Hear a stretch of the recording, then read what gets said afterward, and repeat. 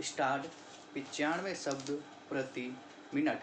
4 माह 4 दिन बाद आज फिर नतीजों का दिन है विराम। जम्मू कश्मीर और हरियाणा विधानसभा चुनाव के परिणाम 2-3 घंटों में ही सामने आ जाएंगे विराम। पता चल जाएगा कि किसने क्या खोया और किसने क्या पाया। Question mark. केंद्र में सत्तारूढ़ भाजपा के लिए ये नतीजे खास महत्व के हैं विराम। पिछले चुनाव में हरियाणा में भाजपा ने जननायक जनता पार्टी का साथ लेकर अपना मुख्यमंत्री बनाया था, तो जम्मू कश्मीर में पीपुल्स डेमोक्रेटिक पार्टी पीडीपी को समर्थन देकर सरकार में हिस्सेदारी निभाई थी विराम। इस लिहाज से भाजपा के पास पाने को कुछ नहीं है विराम। दोनों जगह जीत मिलती है तो हरियाणा में हैट्रिक लगेगी और जम्मू कश्मीर में फिर से सत्ता का स्वाद चखने का मौका मिलेगा विराम। लेकिन एग्जिट पोल की मानी जाए तो दोनों की जगह कमल मुरझाता हुआ नजर आ रहा है विराम। हरियाणा में कांग्रेस अपने बूते सरकार बनाती हुई दिख रही है, तो केंद्र शासित प्रदेश जम्मू कश्मीर में नेशनल कॉन्फ्रेंस के साथ सत्ता के नजदीक पहुंच रही है विराम पहरा। एग्जिट पोल सटीक निकले तो ये भाजपा के लिए जोर के झटके से कम नहीं माना जाएगा विराम। लोकतंत्र में जनता का फैसला शिरोधार्य होता है, लेकिन यदि भाजपा को पराजय का स्वाद चखना पड़ता है तो सवाल तो खड़े होंगे ही कि आखिर लोकसभा चुनाव के निराशाजनक नतीजों का सिलसिला पार्टी तोड़ क्यों नहीं पाई, खासकर जम्मू कश्मीर के संदर्भ में विराम। 5 साल पहले जम्मू कश्मीर में भाजपा ने अनुच्छेद 370 हटाकर पार्टी के दशकों पुराने वादे को पूरा कर दिखाया था विराम। तमाम विरोध के बावजूद भाजपा ने ये संदेश देने की कोशिश की थी कि जम्मू कश्मीर अब देश की मुख्य धारा से जुड़ जाएगा विराम। आज आने वाले नतीजे यह तय करेंगे कि अनुच्छेद 370 हटाने का फायदा भाजपा को मिला है या नहीं विराम पहरा। जम्मू कश्मीर पर देश ही नहीं दुनिया की निगाहें भी लगी है विराम। चुनावी नतीजों का संदेश दूर तक जाना तय है और इसका असर देर तक भी नजर आएगा विराम। नेशनल कॉन्फ्रेंस कांग्रेस अकेले बहुमत पाते हैं या भाजपा सबसे बड़े दल के रूप में उभर कर सरकार बनाने का दावा पेश करती है।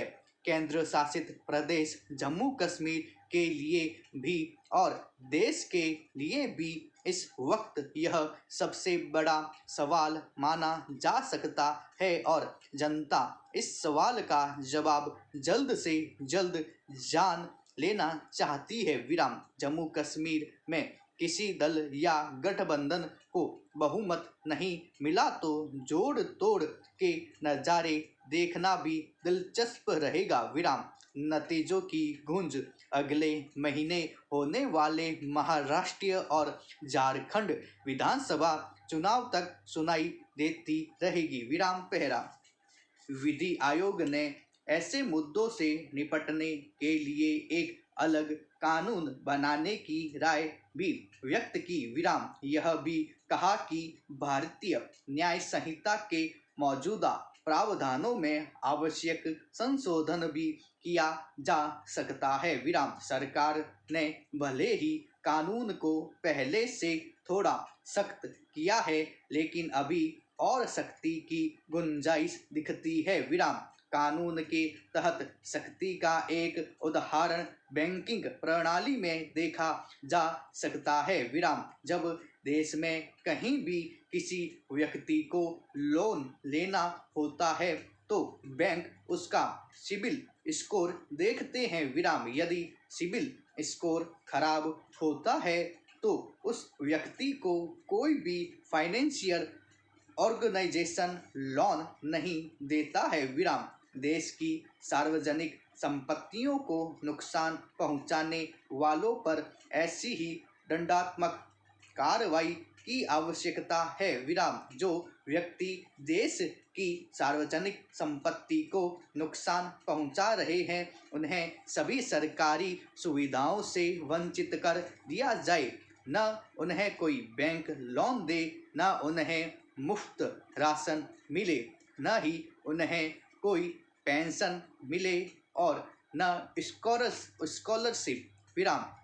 उन्हें वोट देने के अधिकार से भी वंचित किया जाए विराम। यह व्यवस्था उनके पूरे परिवार पर लागू की जाए विराम पहरा। बैंकिंग प्रणाली में किसी भी व्यक्ति का मात्र पैन नंबर डालकर उसका सिबिल स्कोर देखा जा सकता है विराम। सिबिल स्कोर खराब होने पर कोई भी बैंक या वित्तीय संस्थान उस व्यक्ति को ऋण नहीं देता।